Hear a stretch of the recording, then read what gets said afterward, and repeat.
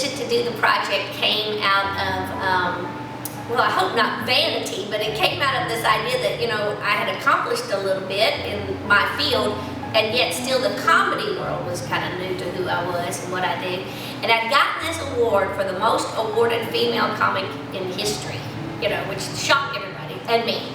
And so when we, you know, were talking about it, we were like, well, how, you know, let's make a splash about this award, but we should do like a documentary behind the scenes that you're touring and what the audience size looks like, and people who really love comedy will then get it. You know, that was our big plan. Woohoo! So this marketing team came up with this whole idea, and then you know, and then a camera guy comes along, and then a producer comes along, and then we had this great plan and this great idea, and we headed out on the road. And then my personal life just took a rough turn, and my mother became very seriously ill, and I got off the road for a while to sit with her, and she passed away. And then just a tough time around home, and just the dysfunction of traveling all the time and going through depression and all the things that I had already been very open and honest about took a toll, and I became estranged from a child, and that was very hard on my husband and I.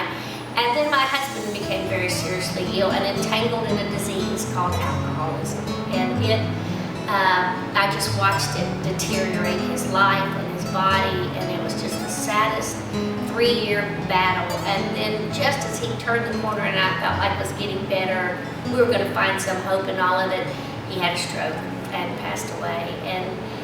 And what we thought we were going to put on tape as this great comedy life became a survival. What's that show, Naked and Afraid? It was just that, but with clothes on. It was stripped down to the very bare knuckle of your faith and how to hang on to it even when life seems difficult, and how to walk the road out when you got to make 1,000 people laugh every night, and yet on the inside you're just tearing up and falling apart. And how does that work? And how do you keep it together? And what's that survival look like? And that's what we captured on tape. And I'll be honest with you, it's hard. It is hard to watch. One, my beautiful man is on there, and great interviews. And we thought the ending was going to be so different. And then the interview with my son and the people that I've worked with for years. I looked at a girlfriend when we were viewing it and said, am I dying? Because this is kind of the stuff you show at people's funerals, you know. I just watched the hand of God. I just watched him comfort me through it all, and convict me when I needed it. And I watch it now and cannot believe that I made it through that. And I'm still processing a lot of it. But so, if I'm affected like that, I just thought, man, I'm as average and ordinary as they come.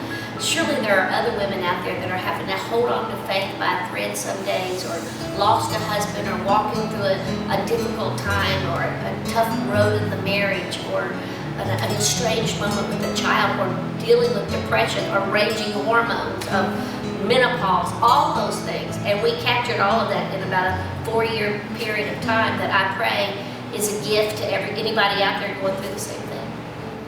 The hard part is telling people that this isn't like the average movie, because October the 27th, it hits the theater and then it's gone.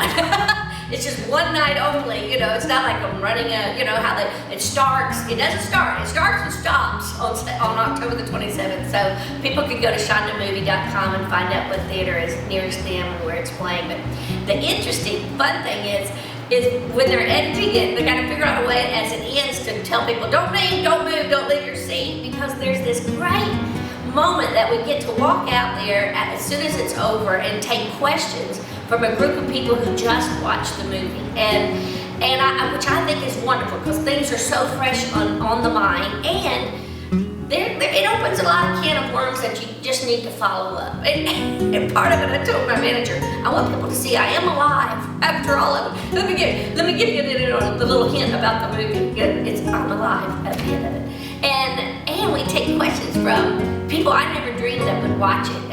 Roma Downey, the Duck Dynasty lady, Miss Kay, Corbin Burnson, who's an actor and a wonderful director and movie star, and different people like that just chime in and had events in their life that made them want to question and ask. And Sherry Shepherd asked great questions about depression and raising kids and being a force, in the mainstream comedy world, and yet holding true to your moral stance in your Christian life. And it's very touching because I'm like, I didn't know any of these people knew who I was. But and it's also such a blessing because it just levels the playing field. We're all just folks trying to clamber through this fallen world, and how do we do that together?